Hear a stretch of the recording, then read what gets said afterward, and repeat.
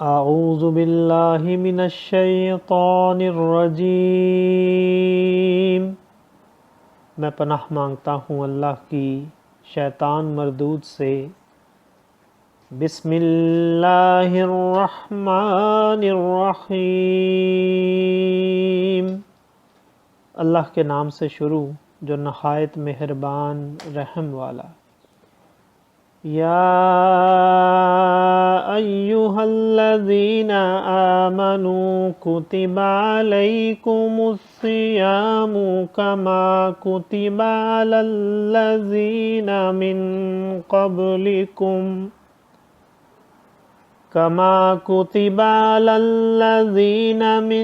قبلکم لعلکم تتقون ایاما معدودات، فمن كان منكم مريضا أو على سفر فعدة من أيام أخر، وعلى الذين يطيقونه فدية طعام مسكين، فمن تطوع خيرا فهو خير له، وأن تصوموا خير لكم إن كنتم تعلمون۔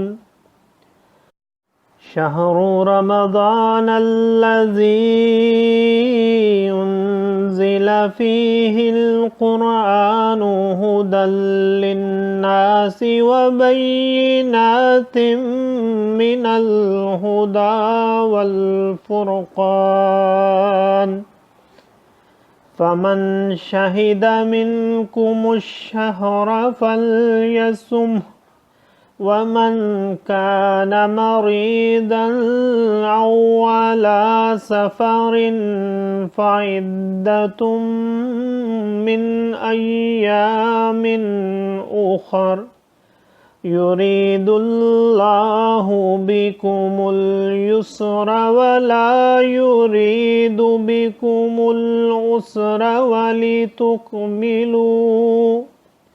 وَلِتُكْمِلُوا الْعِدَّةَ وَلِتُكَبِّرُوا اللَّهَ عَلَى مَا هَدَاكُمْ وَلَعَلَّكُمْ تَشْكُرُونَ۔ صدق اللہ العظیم۔ اے ایمان والو، تم پر روزے فرض کیے گئے جیسے اگلوں پر فرض ہوئے تھے کہ کہیں تمہیں پرہیزگاری ملے۔ گنتی کے دن ہیں تو تم میں جو کوئی بیمار یا سفر میں ہو تو اتنے روزے اور دنوں میں، اور جنہیں اس کی طاقت نہ ہو وہ بدلہ دیں ایک مسکین کا کھانا۔ پھر جو اپنی طرف سے نیکی زیادہ کرے تو وہ اس کے لیے بہتر ہے، اور روزہ رکھنا تمہارے لیے زیادہ بھلا ہے اگر تم جانو۔ رمضان کا مہینہ جس میں قرآن اترا، لوگوں کے لیے ہدایت اور رہنمائی اور فیصلہ کی روشن باتیں، تو تم میں جو کوئی یہ مہینہ پائے ضرور اس کے روزے رکھے، اور جو بیمار یا سفر میں ہو تو اتنے روزے اور دنوں میں۔ اللہ تم پر آسانی چاہتا ہے اور تم پر دشواری نہیں چاہتا، اور اس لیے کہ تم گنتی پوری کرو اور اللہ کی بڑائی بولو اس پر کہ اس نے تمہیں ہدایت کی اور کہیں تم حق گزار ہو۔ صدق اللہ العظیم۔ معزز سامعین اور حاضرین، آج ہم نے سورہ بقرہ کی آیت نمبر 183 سے 185 تک کی تلاوت کی اور ترجمہ پیش کیا۔ اللہ تعالیٰ قبول و منظور فرمائے۔